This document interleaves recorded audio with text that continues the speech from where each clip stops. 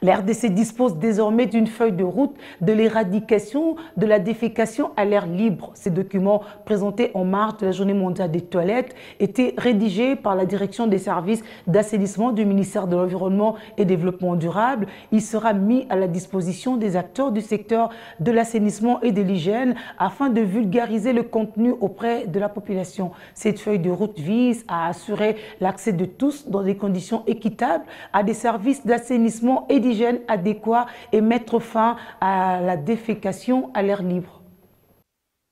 La RDC est en manque criant d'installations sanitaires en toute sécurité. Un sérieux problème au sein de la population, tant en milieu rural que urbain. Le ministère de l'Environnement envisage de trouver une solution durable et efficace à cette problématique de bien-être. Une feuille de route de l'éradication de la défécation à l'air libre en RDC est adoptée. Il a été lancé officiellement en marge de la commémoration de la Journée mondiale des toilettes. Pour la vice-ministre de l'Environnement et Développement durable, ce document constitue une nouvelle approche d'assainissement pour les communautés. La feuille de route que j'ai l'honneur de vous présenter est une stratégie fédératrice de plusieurs acteurs tout en mettant un accent particulier aux communautés locales.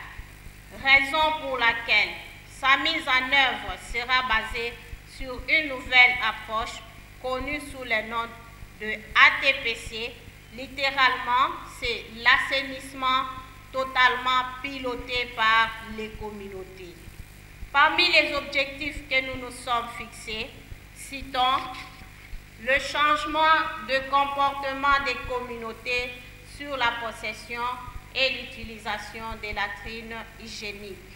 Ce document, qui devrait matérialiser la cible 6.2 des ODD, sera mis en application en 4 phases. Les phases de la mise en œuvre s'échelonnent de la manière suivante. Phase 1. Préparation des acteurs provinciaux et locaux à travers les formations.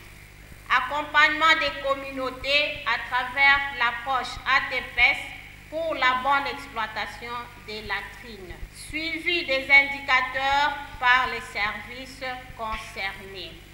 Intégration de nouvelles provinces sur base de l'expérience acquise dans les provinces pilotes. Le chef de section assainissement, eau et hygiène de l'UNICEF, partenaire technique et financier de ce projet social, a pour sa part fait savoir que près de 432 000 enfants meurent de maladies diarrhéiques et 3 milliards de personnes dans le monde vivent sans installation hygiénique de base. La réussite totale de la mise en œuvre de cette feuille de route nécessite une implication de toute la communauté et celle du gouvernement. Cette feuille de route d'éradication de la défécation à l'air libre que nous venons de lancer aujourd'hui ensemble va nécessiter une coopération des acteurs pour la mobilisation de plus de 60 millions, moyennant un investissement de 1 800 francs congolais par habitant privé d'une latrine basique. Un engagement du gouvernement de s'approprier pleinement de cette initiative et d'identifier des ressources au niveau national, local et chez les bailleurs ou même chez les privés. Les acteurs du secteur de l'assainissement et de l'hygiène sont invités à vulgariser ce contenu auprès de la population. Le Kasaï central et le Congo central ont été retenus comme zones pilotes.